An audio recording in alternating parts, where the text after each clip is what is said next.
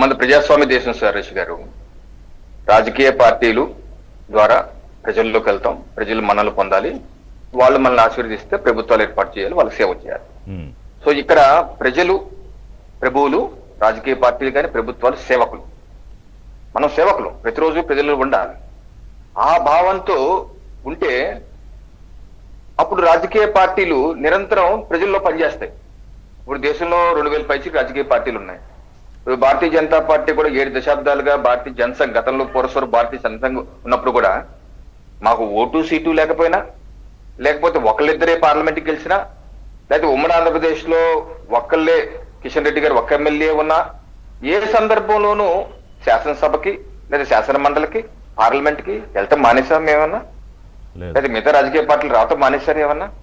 అంటే అన్ని రాజకీయ పార్టీలు వాళ్ళ సిద్ధాంతాలు వేరు కావచ్చు, ఆలోచన విధానం కావచ్చు, ఏదైనా కావచ్చు, ప్రజలు ఇచ్చినటువంటి మ్యాండేట్ ని శిరసా వహిస్తూ ప్రజల్లో ఉంటూ ప్రజాస్వామిక దేవాలయమైనటువంటి శాసనసభకు కానీ లేదా పార్లమెంట్కి కానీ వచ్చిన సందర్భాలు, ప్రజల యొక్క వాయిస్ వినిపించిన సందర్భాలు, ఆ నియోజకవర్గ ప్రతినిధిగా ఇచ్చిన సందర్భాలు ఉన్నాయి. కానీ ఈ రోజు ప్రజా తీర్పుతో నాకు సంబంధం లేదు, నేను శాసనసభకు ఎందుకు వెళ్ళాలి, పైగా శాసనసభాపక్ష సమావేశాలు పెట్టుకుంటారు. ఇవాళ మధ్యాహ్నం 3 గంటలకు శాసనసభాపక్ష సమావేశం వైసీపీ. దేనికి?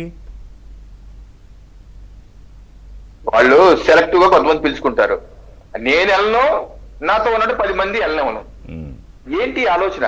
అసలు మీరు ప్రజాస్వామ్యానికి, సిస్టమ్ లోకి అసలు మీరు ఫిట్ అవుతారా? అసలు మీకు అర్హత ఉందా? అసలు ప్రజలు 11 మందిని మీరు గెలిపించి 40% ఓట్లేస్తే ప్రజలు ఇచ్చినటువంటి మ్యాండేట్ మీద మీకు గౌరవం లేదు. అసలు గౌరవం లేని వ్యక్తులు ప్రజాస్వామ్యానికి అవసరం అని అడుగుతున్నాను.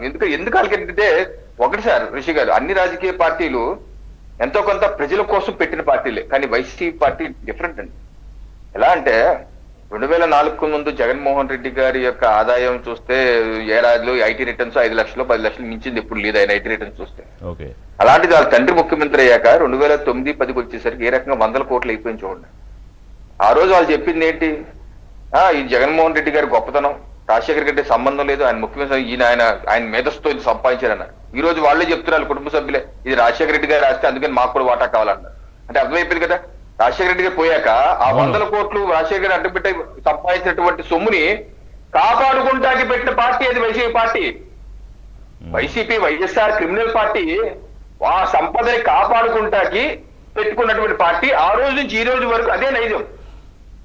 ఆయన అప్పుడు పార్లమెంట్ సభ్యుడిగా ఉన్నప్పటికీ పార్లమెంట్ రికార్డ్స్ తీస్తే 2009 నుంచి 14 జగన్మోహన్ రెడ్డి గారు ఆయన అటెండెన్స్ చాలా తక్కువ అండి, అసలు వచ్చేవాడు కాదు పార్లమెంట్. స్టిల్ కాదు లేదు కాదు రవికిరణ్ గారు, ఏ రీజన్ తో వచ్చారో సరే, ఎంత కాదనుకున్నా రాష్ట్రానికి ముఖ్యమంత్రి అయ్యాడు ఆయన. 5 ఏళ్లు పరిపాలన చేసి వెళ్ళిపోయిన తర్వాత ఆ పార్టీలో మంత్రులుగా, ఎమ్మెల్యేలుగా చేసిన వాళ్ళు ఇప్పుడు అంటే ఓడిపోయిన తర్వాత అంటే ఏమైంది? ఒకటి, ఎప్పటికీ అధికారంలోకి రాము అని క్లారిటీ అయినా వచ్చి ఉండాలా, లేదా ప్రజల మీద కోపాన్ని ప్రజల మీద చూపించలేక టీడీపీ నాయకుల మీదో, మీ మీదో, జనసేన మీదో, అంటే మిమ్మల్ని పెద్ద అండర్లేండి బీజేపీ నాయకుల్ని, ఎక్కువ ఫోకస్ టీడీపీ మీదే ఉంటుంది, తర్వాత కొంత జనసేన నాయకులు అంటే ఏమొస్తుంది? అరెస్టులు చేస్తామని బెదిరిస్తే ఏమొస్తుంది?